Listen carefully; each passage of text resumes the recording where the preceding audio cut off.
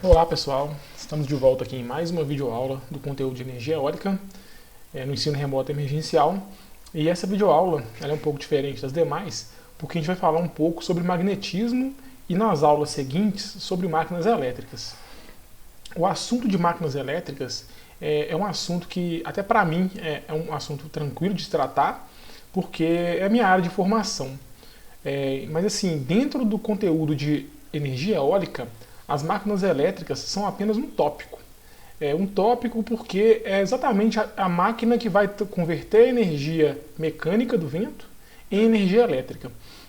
A questão é que, apesar de ser um conteúdo relativamente simples de ser tratado, é um conteúdo que exige muitas horas de prática e de explicações. E o desafio agora vai ser fazer essa explicação de uma forma bem sucinta. Então, não vai ser suficiente o caderno didático, porque ficaria um pouco complicado de tentar explicar conceitos complexos de construção da máquina em forma de texto, sem mostrar ali imagens, chamando atenção para alguns pontos mais importantes. Então, por isso, eu pretendo gravar essa videoaula de magnetismo, que é para dar uma visão geral da parte magnética de que a gente precisa para entender o funcionamento das máquinas. E na sequência eu devo fazer mais 3 videoaulas bem curtinhas, uma sobre o gerador de corrente contínua, uma sobre o gerador de o síncrono e o outro sobre o assíncrono, ou de indução. Então, vamos começar aqui, para não criar aqui demoras excessivas, falando sobre magnetismo. Eu acredito que vocês já estudaram magnetismo no próprio ensino médio, mas talvez a linguagem que seja utilizada lá não vai ser a mesma que eu vou utilizar, porque o meu foco aqui é mais prático. A gente não vai ficar preocupando muito com detalhes e nem com matemática. É mais uma questão qualitativa mesmo do magnetismo aplicado a máquinas elétricas. Então, começando. A primeira coisa que a gente sempre estuda em magnetismo são os ímãs, porque eles dão uma noção para a gente do que é fluxo magnético, o que é campo magnético. Então vamos começar. Os ímãs, pessoal, eles têm polo norte e sul. Esses polos são polos magnéticos. Então o que significa isso? Todo ímã produz linhas de fluxo, ou linhas de fluxo magnético. Sempre que eu falar fluxo, pode subentender que é um fluxo magnético no caso. E essas linhas, elas têm direção, são grandezas vetoriais, então elas vão do norte para o sul.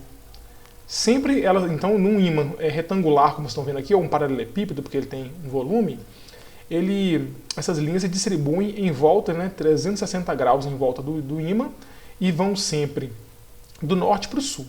Então, quanto mais forte o ímã, vamos dizer assim, maior o ímã, mais linhas de fluxo ele vai criar.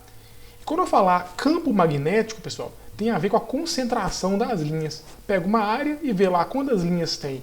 Se eu falar que o campo é mais denso ou o campo magnético é mais forte, é porque tem mais linhas de fluxo dentro de uma mesma área. Por exemplo, tem essa área B, aqui do lado de cima do ímã, e tem essa área A, bem pertinho do polo sul. A gente pode dizer que o campo magnético, ou a densidade do campo magnético, é maior na área A, porque tem mais linhas, apesar de ser a mesma área, A e B são áreas iguais, tem mais linhas de fluxo aqui dentro. Então, porque ela está no sul. E como o Polo Sul recebeu todas as linhas que saíram do norte, a concentração aqui embaixo é maior. A gente tem que saber também que as linhas são invisíveis. Tem até um experimento que se faz com limalha de ferro. Pega um papel, põe um ímã embaixo, joga um pozinho de ferro em cima e dá uma batidinha nele. Você consegue ver essas linhas, talvez até tenham feito já esse experimento. Essas linhas nunca se cruzam, é importante saber também. E aí, eu não mostrei aqui, mas essas linhas causam força também. A gente tem aqui que os polos iguais se repelem e os polos diferentes se atraem. Então, é algo importante também que a gente tem que saber quando vai tratar de máquina elétrica, porque daqui a pouco vocês vão ver que a gente pode criar artificialmente com bobinas polos norte, polos sul também, e a força de atração vai ser importante para a gente daqui para frente, no futuro próximo. Então, isso aqui a gente falou agora é magnetismo, e existe também, pessoal, o eletromagnetismo, que estuda a relação da eletricidade com o magnetismo. E tem tudo a ver. Essa figura que estou mostrando para vocês, pessoal, ela é usada para indicar o seguinte. Toda corrente elétrica cria linhas de fluxo. E do jeito que está ali, geralmente a gente usa a regra da mão direita. Vou tentar mostrar para vocês aqui de uma forma bem simples. Imagine que esse pincel que está na minha mão é um condutor elétrico. e tem uma corrente subindo, ela está indo de baixo para cima. Se eu pegar minha mão direita, colocar o meu dedão apontando para a direção onde a corrente está seguindo, os meus outros dedos aqui abraçando esse possível condutor indicam o sentido do fluxo magnético que essa corrente criou. Então, assim como está aqui nessa imagem, você tem aqui um condutor. Então, aqui tem norte e sul, indicando que a corrente vai... positivo e negativo, perdão, indicando que a corrente vai do positivo para o negativo. E as linhas de fluxo estão aqui em volta, em formato circular. E aí, tem que sempre pensar que quanto mais intensa é essa corrente, quanto mais amperes tem ali, mais forte vai ser esse fluxo magnético, esse campo magnético também, certo? E aí é o seguinte, se eu colocar vários condutores em paralelo, eu consigo deixar esse campo bem forte. Porque esse campo que a gente está falando aqui, pessoal, por mais que a corrente seja alta, é difícil conseguir um campo forte com apenas um condutor. Agora, se você coloca vários condutores em paralelo com a mesma corrente, uma corrente intensa, esse campo vai se fortalecendo e fica bem forte. Por exemplo, colocar 1000 condutores, 2000 condutores em paralelo, certo? E a forma mais comum de você conseguir reforçar esse campo magnético por meio da colocação de condutores em paralelo é por meio de uma bobina. E aí você consegue criar um eletroímã. Por exemplo, nessa bobina que está aqui mostrando, você tem a corrente entrando no polo sul, saindo no polo norte. Então isso aqui, se a corrente for contínua, vai gerar um ímã mesmo, como se fosse um ímã normal de magnetita, natural. Então essa imagem está mostrando aqui de uma forma bem clara que a bobina permite os condutores serem posicionados em paralelo, e como a corrente está sempre no mesmo sentido, o que acontece é que no interior da bobina o fluxo tem um sentido e do lado de fora tem outro sentido, sendo que onde o campo magnético ou as linhas de fluxo deixam a bobina, cria-se ali artificialmente um polo norte, e essas linhas de fluxo vão entrar pela outra parte da bobina, que vai ser um polo sul. Então assim você faz um eletroímã. Você pôs corrente, essa bobina vira um ímã. Tirou a corrente, deixa de ser. E aí é bom saber que, se a corrente for contínua, ela vai ter sempre o mesmo sentido, os polos do eletroímã são fixos. Então, onde é norte sempre vai ser norte, onde é sul sempre vai ser sul. Agora, se for corrente alternada, aí não. Aí esse polo vai alternar o tempo todo, de acordo com a frequência dessa onda. Beleza? Então aqui está mostrando uma foto, mas se fosse uma corrente alternada aqui, cada hora essa seta da corrente indicaria um sentido. E o sentido indicaria também a polaridade desse eletroímã. Agora que a gente já sabe tudo isso, que a corrente cria um campo magnético, a gente vai entender agora a lei de Faraday. A lei de Faraday fala que se eu movimentar um condutor próximo a um campo magnético fixo, então vamos entender, então eu vou movimentando o condutor e o campo magnético está fixo. Surge nas extremidades do condutor uma tensão induzida que produz uma corrente induzida se o circuito estiver fechado. Vamos entender aqui então primeiro, porque a gente pode dizer que tem que haver movimento relativo entre o condutor e o campo magnético. Então, se um estiver parado e o outro mexendo, ou até os dois se movimentando, desde que haja movimento relativo entre os dois, vai surgir tensões, correntes induzidas de acordo com o formato ali da montagem. Nesse caso aqui, pessoal, a gente tem duas espiras. Uma espira, pessoal, é uma volta de condutor. Então você pode ver que tem duas espiras. Tem um galvanômetro aqui, que é uma espécie de amperímetro, ele só indica se circulou corrente. E a partir disso, se eu movimentar esse ímã para dentro dessa bobina, vai surgir corrente aqui. E aí tem que entender o seguinte, essa é a equação, pessoal, da lei de Faraday. Esse dφ é fluxo magnético, T é tempo. O dφ dt indica, podia ser um deltinha, que a gente usa muito na física, para indicar variação. Então poderia ser variação do fluxo magnético dividido pela variação do tempo. Então, quanto mais ampla é a variação do fluxo, né, entre um valor máximo e um mínimo, e quanto menor é o tempo dessa variação, a velocidade mesmo que ele acontece, maior vai ser a tensão induzida. Esse N aqui na frente, pessoal, indica a quantidade de voltas, porque assim como na bobina, a gente usa a bobina para amplificar o efeito do eletroímã, ele também é utilizado aqui. Se eu colocar uma espira só, eu vou induzir uma corrente.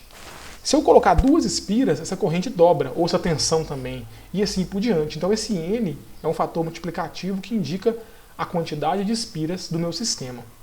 E o sinal negativo, pessoal, é o seguinte. Vou tentar explicar para vocês aqui de uma forma mais simples, mas não é tão fácil assim. Aquele sinal negativo ele tem a ver com a lei de Lenz. A lei de Lenz diz o seguinte, é um complemento da lei de Faraday. Sempre que uma corrente for induzida, a corrente tende a criar um campo magnético, um fluxo magnético, é normal da corrente. Então, a corrente induzida cria um fluxo magnético que se opõe ao que deu origem a ela. Então, por exemplo, você pega aqui esse primeiro ímã, ele está entrando, tem uma setinha vermelha aqui, ele está entrando na espira. Então, as linhas de fluxo, como elas saem do norte, a linha de fluxo está com a setinha entrando na espira. O que vai acontecer? Essa corrente que está sendo gerada, induzida, ela vai ter um sentido que o fluxo que ela cria se opõe ao fluxo que deu origem a ela. Então, assim, é difícil indicar ali, mas o fluxo do ímã está tentando entrar na espira. O fluxo da corrente que foi criada por esse movimento da lei de Faraday vai se opor a ele. E como vai ser ali um norte contra norte, pessoal, vai ter uma força ali mesmo, vai ter uma força impedindo esse ímã de se aproximar, de entrar na espira. Então, esse aqui é um princípio muito básico, muito fundamental e muito simples que eu estou explicando, mas tem a ver com a conversão eletromecânica de energia. Significa o seguinte, quanto mais corrente eu crio, vamos dizer assim, induzida, mais pesado vai ficar ali para eu empurrar. Imagina que fosse minha mão mesmo que está empurrando aquele ímã ali para dentro. Quanto mais forte é a corrente que eu preciso, que a minha carga demanda, mais energia elétrica, mais energia mecânica eu vou gastar empurrando aquele ímã ali para dentro. Até chegar no momento, por exemplo, que é tão forte a corrente que eu preciso, que eu não consigo, eu tenho que pôr uma máquina ali para fazer esse movimento. Esse é o princípio básico de qualquer gerador, pessoal. E esse processo que eu expliquei, ele se repete do lado direito. Quando eu afasto o ímã, olha para você ver aqui embaixo o galvanômetro, pessoal. Quando eu aproximei o ímã, ele indicou o lado esquerdo, ele defletiu para a esquerda, e quando eu tentei remover o ímã, que aí as linhas de fluxo estão voltando, a corrente mudou de sentido, porque novamente ela vai se opor. Se foi difícil de eu empurrar o ímã, quando eu for tirar, essa dificuldade vai se repetir, porque a corrente que eu induzi mudou de direção, certo? Tem até um link aqui, que eu deixei preparado, de um experimento que mostra isso aqui, pessoal. É um vídeo que eu uso bastante nas minhas aulas e ele mostra, por exemplo, aqui 3 bobinas. Vou mostrar bem rapidinho para não demorar muito. 3 bobinas. Uma com uma espira, uma com uma quantidade um pouco maior e a outra bem maior, mais de 5 vezes maior do que a do meio. E aí, ele colocou aqui um amperímetro em corrente contínua para medir se está sendo induzida corrente nessas bobinas. E aí, ele vai pegar um ímã, olha só, colocando o polo norte, vocês podem ver, vou voltar aqui para vocês verem que está defletindo muito pouco o galvanômetro, ou nem, na verdade está defletindo sim, mas é bem pouquinho, porque é uma espira só. Quando são colocadas duas espiras não, perdão, uma quantidade maior, deve ter ali umas 10 espiras mais ou menos. Olha só, defletiu mais. Vocês podem perceber que quando ele aproxima o ímã, deflete para um lado, quando ele afasta o ímã, deflete para o outro. É a corrente induzida. E por fim, ele vai colocar a bobina maior.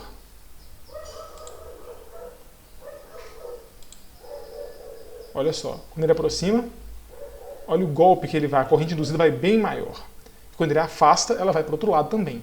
Outra coisa que é importante indicar aqui, quanto mais rápido ele faz o movimento, maior é a corrente induzida também.